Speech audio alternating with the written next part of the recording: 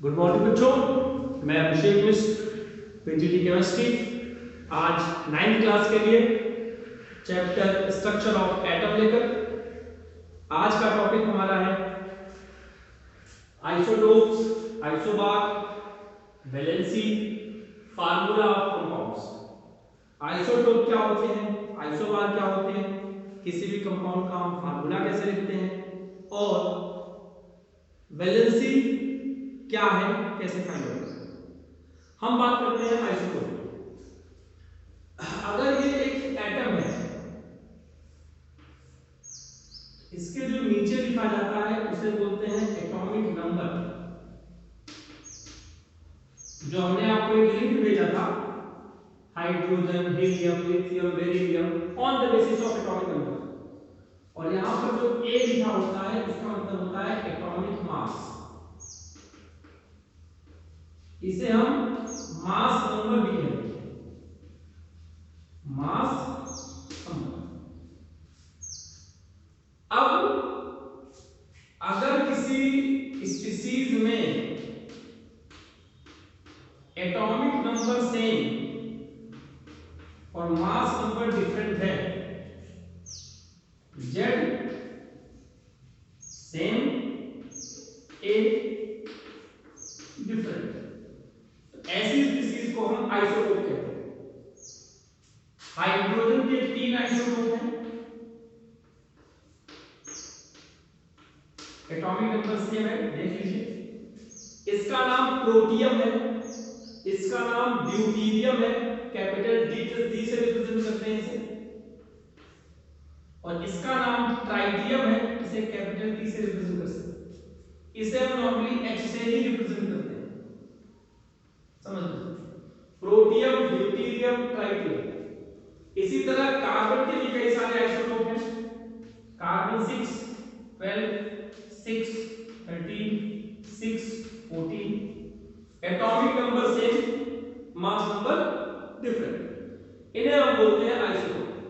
Carbon 14 radio active isotopes है। Radio active compound होते हैं जो अपने अंदर से अल्फा, बीटा और गामा रेज निकालते हैं। कुछ रेज उसमें से निकलती है जिसके कारण वो चमकते रहते हैं। आप लोगों ने रेडियम की वॉच देखी होगी, अंधेरे में भी चमकती है क्योंकि रेडियम रेडियो एक्टिव एलिमेंट है। उसी तरह कुछ रेडियो आइसोटोप भी होते हैं। कोबाल्ट 27 आइसोटोप का नाम है, इसका यूज कैंसर के ट्रीटमेंट में किया जाता है। आयोडीन ग्वाइटर के ट्रीटमेंट में यूज किया जाता है। इसी तरह आप चेक कर लीजिएगा और कोई यूजेस होंगे, इनका यूज भी पूछा जाता है एग्जाम में। अगर ए सेम हो जाए और जेड डिफरेंट हो जाए तो उसे बोलेंगे आइसोबार। क्या बोलेंगे? Iso. Those species which have same atomic mass but different atomic number are called isotopes, isobars। सुनिए, आर्गन 40 और 18 होता है, कैल्शियम देखिए मास सेम है बट एटॉमिक नंबर डिफरेंट है, उल्टा बोल दिया। हाँ, मास सेम है, एटॉमिक नंबर डिफरेंट है। ऐसी स्पीशीज को हम बोल सकते हैं कार्बन का 14, नाइट्रोजन का 14, यहां 7, यहां 6, मास सेम, नंबर डिफरेंट, इन्हें हम आइसोबार कहते हैं। एक और बात बता दूं, किसी भी न्यूट्रल एटम में एटॉमिक मास उतने ही होते हैं जितने कि उसमें प्रोटॉन होता है या फिर जितने कि उसमें इलेक्ट्रॉन होता है। और अगर न्यूट्रॉन फाइंड आउट करना होता है तो एटॉमिक मास में से एटॉमिक नंबर माइनस करना है। ये इंपॉर्टेंट है आपके लिए, कैलकुलेशन है छोटी सी, कि अगर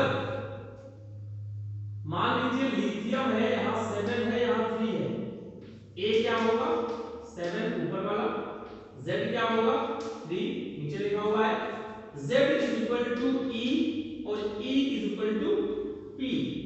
ये 3 हो गए, जब n निकालेंगे ऊपर वाला माइनस नीचे वाला, 7 - 3 इक्वल टू 4।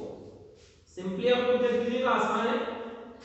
अगर इसी को क्लोरीन 35 पर लगाया फिर से लिखता हूं A 7, Z is equal to P is equal to E, ये सारा होगा 17, यहां मैंने गलत बोला है 35 यहां लिखा होगा 7 नहीं 35, और अगर n फाइंड आउट करना होगा तो 35 माइनस 17 इज इक्वल टू 18। तो किसी भी एटम का इलेक्ट्रॉन प्रोटॉन न्यूट्रॉन आप फाइंड आउट कर सकते हैं अगर वो इस तरीके से लिखा हो। यूरेनियम 92 236, इसका आप लोग निकाल लीजिएगा। ऑक्सीजन 8 16,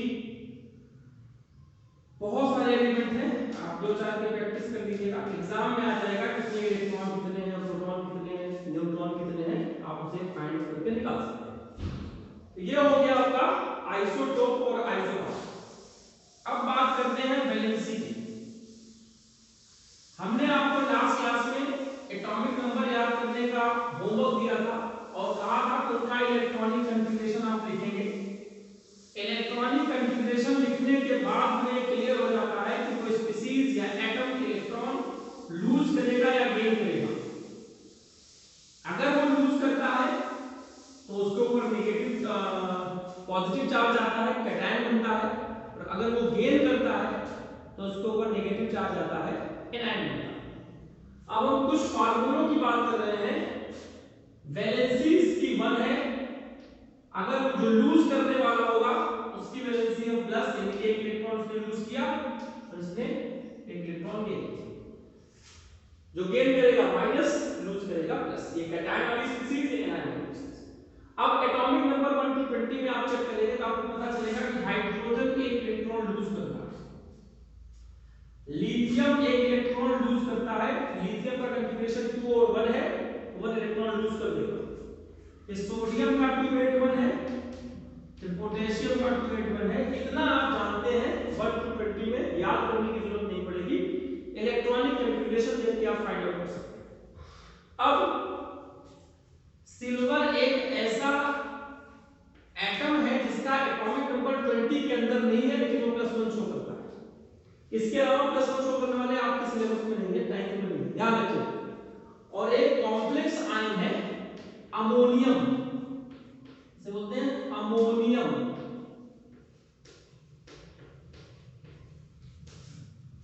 ये है +1 शो करता है। +1 वाले इतने ही आपके सिलेबस में है, इतने से आपका काम चल जाएगा। -1 वाले में देखिए फ्लोरीन आएगा, क्लोरीन आएगा, और क्लोरीन की फैमिली में ब्रोमीन और आयोडीन आता है। इन सबको इकट्ठे हैलोजन कहते हैं। क्या कहते हैं? हैलोजन। फ्लोरीन पर एक माइनस, क्लोरीन पर नहीं, इन सब की वैलेंसी हम 1 मान सकते हैं। माइनस की वजह से कि उन्होंने इलेक्ट्रॉन लिया, वैलेंसी प्लस माइनस में नहीं होती। हाइड्रोक्साइड -1, बाइकार्बोनेट, इसका नाम ये आपका हाइड्रोक्साइड है, हाइड्रोक्साइड, और ये आपका है बाइकार्बोनेट, बाइकार्बो, इसे हम हाइड्रोजन कार्बोनेट भी कहते हैं। तो ये आपका +1 वाली स्पीशीज है। और कोई मिलेगा तो बता देंगे। ये साइनाइड है, लेकिन आपके सिलेबस में शायद नहीं है, बाद में पढ़ेंगे साइनाइड बोलते हैं इसको। तो +1 वाली स्पीशीज ये। OH पर एक माइनस कैसे आया, इतना मत सोचिए। वाटर में H2O होता है, तो अगर एक H पर प्लस आएगा तो OH पर माइनस एक ही आएगा, क्योंकि इन दोनों को मिलकर न्यूट्रल होना है, वाटर न्यूट्रल स्पीशीज। तो मुश्किल काम नहीं है हाइड्रोक्साइड पर एक माइनस। अब हम बात कर लेते हैं किस किस स्पीशीज पर 2 माइनस है, 2 प्लस है। तो +2 वाली स्पीशीज देखिएगा, -2 वाली स्पीशीज देखिए। Beryllium atomic number 4, magnesium atomic number 4, calcium atomic number 4। ये तो आप 20 तक का जानते हैं। और मैं आपको एक जुगाड़ बता रहा हूं, नॉर्मली केवल 9th क्लास के लिए एप्लीकेबल है, 10th की दूसरी बात करें। 20 के ऊपर जितने भी कैटायन होंगे, जितनी भी मेटल होगी आपके कोर्स में, सब पर +2 चार्ज है। जैसे जिंक +2, आयरन +2, लेड +2 और कॉपर +2, इन सब पर इतना चार्ज है +2, जिसे हम आसानी से इसे बोलते हैं बेरिलियम +2। बेरिलियम है, बेरिलियम नहीं है, ये बेरिलियम है और ये बेरिलियम है, नाम याद रखिएगा। और माइनस वाले पर देखिए सल्फेट पर 2 माइनस, ऑक्सीजन पर 2 माइनस, सल्फर पर 2 माइनस, सल्फाइड, ये सल्फेट है हमारे कोर्स में है, ये सल्फाइड है, ये शायद हमारे कोर्स में नहीं है, देख लीजिएगा आप, ये कार्बोनेट है, कार्बोनेट, तो ये है -2 वाली स्पीसीज। और कोई स्पेशली मुझे पता चलेगा तो हम बता देंगे। एटॉमिक नंबर 8, एटॉमिक नंबर 16, ये दोनों तो भाई उससे पता चल जाएंगे। सल्फेट, सल्फाइड और कार्बोनेट पर नेगेटिव चार्ज कैसे? H2SO4 सब बच्चे जानते हैं, सल्फ्यूरिक एसिड का फार्मूला है। इसमें कितने H हैं? 2, दोनों H हटा दो फिर 2 माइनस है। इसे कार्बोनिक एसिड कहते हैं। कितने H हैं? 2, 2 माइनस कार्बोनेट आ जाएगा। इसे सल्फ्यूरस एसिड कहते हैं, अगर ये 2 हटा देंगे तो 2 माइनस आ जाएगा। और कोई है? एक याद आ गया, देखो एसीटेट, CH3 CH3COO माइनस, इसको बोलेंगे एसीटेट। ये कैसे पता चला? एक होता है CH3COOH, एसिटिक एसिड, सिरके में पड़ता है, इस H को हटा दो 1 माइनस आ जाएगा इसमें। जितने H एसिड में से जितने H हटाइएगा उतने माइनस चार्ज आ जाएगा। अब +3 वाला आपको दिखा देते हैं। +3 में और -3 में, -3 में नाइट्रोजन नाइट्राइड बोलते हैं, नाइट्राइड, और एक होता है फॉस्फेट, PO4 फॉस्फेट, और +3 में आपको मिलेगा एल्युमिनियम, फिलहाल और आपके सिलेबस में नहीं। तो आसानी से मैंने याद करने का तरीका भी बता दिया कि कुछ नॉर्मली फार्मूले अगर याद हो एसिड वाले, तो जितने H हटाएंगे तो नेगेटिव वाले को उतना नेगेटिव आ जाएगा, और पॉजिटिव वाले का जवाब इतना तो आपका 20 के अंदर एटॉमिक कॉन्फ़िगरेशन से, बाकी ये मैंने बताया एक्सेप्शन कि 20 से ज्यादा अगर सिल्वर का है तो +1 है, बाकी सबका 20 से ज्यादा है तो +2 इस तरीके से आप आसानी से याद कर सकते हैं। अब मैं आपको फार्मूला लिखने का तरीका सिखा रहा हूं। ये फार्मूला कैसे लिखेंगे? मान लीजिए लिखा है बेरियम क्लोराइड, तो बेरियम ढूंढिए कहां है? ये है बेरियम, तो बेरियम की वैलेंसी सिंबल है Ba, वैलेंसी है 2, क्लोरीन का सिंबल Cl, वैलेंसी 1। और अगर इसको हम क्रॉस मल्टीप्लाई कर दें Cl की वैलेंसी Ba के पास, तो जो फार्मूला बनेगा देख लीजिएगा BaCl2। समझिएगा, बेरियम क्लोराइड का फार्मूला आपको समझ में आना चाहिए। और अगर इसी को हम यहां से हटा के ऑक्साइड लिखते हैं, ऑक्साइड में देखिएगा बेरियम की वैलेंसी तो फिक्स है, जब ऑक्साइड की बात करेंगे तो ऑक्सीजन आएगा, इसकी भी वैलेंसी 2 होती है। ऑक्सीजन आपको यहां दिख जाएगा, ऑक्साइड सल्फाइड लिख देता हूं, ये ऑक्साइड है, ये सल्फाइड है, सल्फाइड, ये सल्फाइड DeCe और सल्फेट। क्रॉस मल्टीप्लाई करेंगे, लेकिन करने के पहले इससे इसको काट देंगे क्योंकि वैलेंसी से कट जाएगी। तो सिंपलेस्ट नंबर लिखते हैं, इसका जो फार्मूला आएगा BaO, बेरियम ऑक्साइड। और अगर फिर से हम इसको हटा देते हैं, बेरियम का हाइड्रोक्साइड लिखते हैं, बेरियम का हाइड्रोक्साइड OH, यहां पर 2 यहां पर 1, फिर से समझिएगा। अब यहां पर O और H अलग अलग एटम हैं, इसलिए हम इसको Ba लिख के OH को ब्रैकेट में बंद करके तक पॉइसन करेंगे, क्योंकि OH कोई सिंगल एटम नहीं है, अलग अलग एटम, उसे हम बोलेंगे बेरियम हाइड्रोक्साइड। इसी तरह अगर बेरियम सल्फेट लिखना हो, BaSO4 वैलेंसी 2 क्रॉस मल्टीप्लाई तो इसे निकल जाएगा, क्या जाएगा BaSO4। समझिए आसान है, मुश्किल बिल्कुल नहीं है। अगर हम बात करते हैं एल्युमिनियम सल्फेट की वैलेंसी लिखना, एल्युमिनियम 3 सल्फेट 2 क्रॉस मल्टीप्लाई कर दीजिए, Al 2 आ गया। सल्फेट में यहां 4 3 12 नहीं करेंगे, पूरा सल्फेट लिख लेंगे, उसके बाहर लिखेंगे फार्मूलों को रिप्रेजेंट कर देगा। और एक और बात बता दूं, छोटी सी बात है, ऐसे आयन चाहे वो कैटायन हो चाहे एनायन हो जिसमें एक ही एटम प्रेजेंट हो, हाइड्रोजन हो गया, सोडियम हो गया, पोटेशियम हो गया और Cl- हो गया, F- हो गया, Br- हो गया, सल्फर 2- हो गया, इसमें एक ही एटम प्रेजेंट होते हैं, उन्हें हम सिंपल आयन कहते हैं। क्या कहते हैं? Simple ion. अब जिसमें एक से ज्यादा एटम प्रेजेंट है, तो देखिए एक से ज्यादा एटम प्रेजेंट वाले का एग्जांपल दे देता हूं, SO4 2- PO4 3- NH4 8+, इसमें N भी है, H भी है, P भी है, O भी है, S भी है, O भी है, more than one kind of atom present होते हैं, उसे बोलते हैं कॉम्प्लेक्स आयन। क्या बोलते हैं? Complex ion. इसका एक और नाम है पॉली एटॉमिक आयन। इसे क्या बोलेंगे?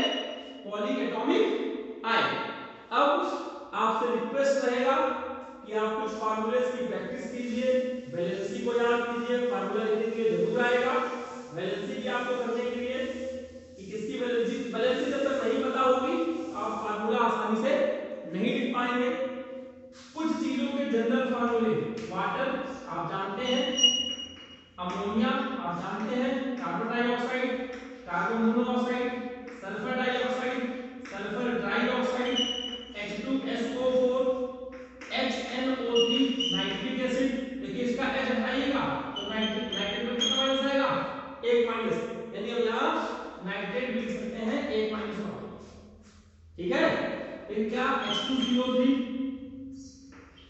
समझिए HCl, एक H हटाइए, Cl पर 1-। इस तरह कुछ एसिड्स के नाम आप समझ सकते हैं। इसको हम सोडियम हाइड्रोक्साइड बेस कहते हैं, पोटेशियम हाइड्रोक्साइड बेस कहते हैं। ये तो आप नॉर्मली फार्मूले से लिख सकते हैं। कुछ ऐसे नाम आपको पता होने चाहिए, KMnO4, इसे बोलते हैं पोटेशियम पर मैंगनेट, पोटेशियम पर मैंगनेट। ये होता है K2Cr2O7, पोटेशियम डाइक्रोमेट। पोटेशियम ये हो गया डाइक्रोमेट। यहां तक आपका सिलेबस है। आपको बता दिया जाए कि आपके एग्जाम 5 अक्टूबर से शुरू है। हमें जो इंफॉर्मेशन एग्जामिनेशन डिपार्टमेंट से मिली है उसके हिसाब से आप लोगों से रिक्वेस्ट है, अनुरोध है, ये जो आपका सिलेबस है उसे आप कंप्लीट करिए। अगली क्लास हमारी होगी जब भी हम रिवीजन की बात करेंगे, आपके डाउट्स लेंगे, मे भी हम गूगल मीट पे क्लास ले रहे हैं आपसे। तो आप सब भी जितना भी आपके सिलेबस में टॉपिक है, जो भी हमने आज तक पढ़ाया उसे तैयार करके रखिए, एग्जाम में जरूर आएंगे और आपके लिए बेनिफिशियल भी है, आगे भी इन सब का यूज होता रहेगा। लास्ट में फिर से यही कहूंगा कि इस कोरोना की महामारी में, पेंडेमिक सिचुएशन में अपने आप को सुरक्षित रखते हुए हमें अपनी पढ़ाई जारी रखनी है, क्योंकि एग्जाम अपने आने वाले टाइम पे होने वाले हैं और आगे जैसे भी और कोई सूचना मिलेगी आपको अपडेट किया जाएगा। आज की क्लास में इतना ही। खुश रहें, स्वस्थ रहें और कोरोना से सुरक्षित रहें। धन्यवाद।